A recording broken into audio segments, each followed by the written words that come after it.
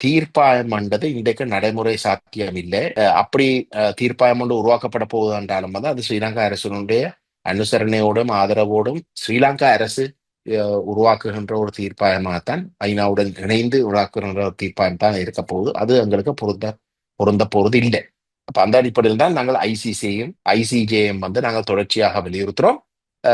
நாங்கள் இந்த தளங்களிலே வந்து ஐசிசியை பொறுத்தவரையில வந்து நான் நினைக்கிறேன் அது உருவாக்கப்பட்ட 2002க்கு பிறகு கணிசமான மாற்றங்கள் ஐசிசி ஊடாக வந்து நடைபெற்று இருக்கின்றது. அவர்களுடைய மெண்டேட்டை வந்து ப்ராசிக்யூட்டர்ஸ் ஆஃபீஸ், அந்த சீஃப் ப்ராசிக்யூட்டர்ஸ் ஆஃபீஸ் வந்து கணிசமாக அதை விரிவுபடுத்தி இருக்கு. அவர்களுடைய மெண்டேட்டை ப்ராடன் பண்ணியிருக்கு. ஆகவே உறுப்பு நாடுகளை மட்டும்தான் விசாரிக்க வேணும் என்ற இடத்துல இருந்து உறுப்பு நாடுகள் இல்லாத நாடுகளும் விசாரிக்கக்கூடிய ஒரு சந்தர்ப்பங்களை அவர்கள் ஏற்படுத்தியிருக்காங்க. உதாரணத்துக்கு மியான்மர் ஒரு நல்ல உதாரணம். மியான்மர்ல வந்து இனப்படுகொலை நடைபெறுகின்றது. இனப்படுகொலைக்கு உள்ளாக்கப்படுகின்ற மக்கள் தப்பி வழியில போகின்ற பொழுது, மியான்மர் ஒரு ஐசிசிக்குரிய ஒரு உறுப்பு நாடு இல்லை. அவர்கள் அந்த ரோம் சாசனத்தை கைச்சாத்திடவில்லை. ஆகவே அவர்கள் ஒரு மெம்பர் ஸ்டேட் இல்லை ஐசிசியில.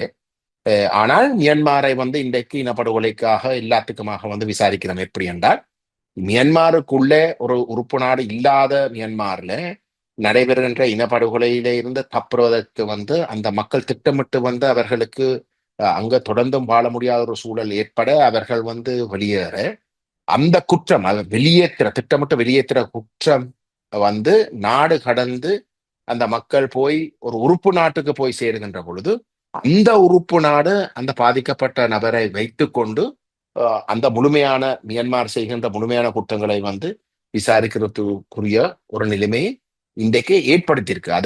அது அப்படி செய்யலாம் என்று அந்த நீதிமன்றம் கொள்கைகளை ஏற்றுக்கொண்டிருக்கிறது. ஆகவே மியான்மர் விசாரிக்கப்படுகின்றது, இஸ்ரேல் விசாரிக்கப்படுகின்றது. இஸ்ரேலும் வந்து ஐசிசியை அங்கீகரித்த ஒரு நாடு அல்ல. அதே போன்று வந்து ஆப்கானிஸ்தான்ல அமெரிக்கா விசாரிக்கப்படுகின்றது. அமெரிக்கா வந்து ஐசிசியை அங்கீகரித்த ஒரு நாடு அல்ல. ஆகவே அதே மாதிரி இலங்கையில வந்து நடந்த இனப்படுகொலையில இருந்து தப்புறதுக்கு, நடந்த பாரிய குற்றங்கள்ல இருந்து தங்களுடைய உயிர்களை காப்பாற்றுவதற்கு இங்க வாழவே முடியாத ஒரு நிலையில கணிசமான பாதிக்கப்பட்ட மக்கள் இன்றைக்கு நீங்கள் வாழுகின்ற நாட்டுல பிரித்தானியா போன்ற நாடுகள்ல, உறுப்பு நாடுகள் ஐரோப்பாவில் இருக்கக்கூடிய உறுப்பு நாடுகளுக்கு சென்று சைலம் கேட்டிருக்கிறார்கள். ஆகவே அந்த மக்கள் பாதிக்கப்பட்ட மக்கள் என்ற வகையில் அவர்கள் இங்கே இருக்க முடியாத அளவுக்கு அவர்கள் திட்டமிட்டு வெளியேற்றப்பட்ட ஒரு நிலைமை இருக்கின்ற இடத்துல அந்த குற்றத்தை வைத்துக்கொண்டு மெட்ட குற்றம் ஏன் வெளியேற்றப்பட வேண்டி வந்தது, ஏன் வெளியேற வேண்டி வந்தது, என்னடா இனப்படுகொலை நடந்தது.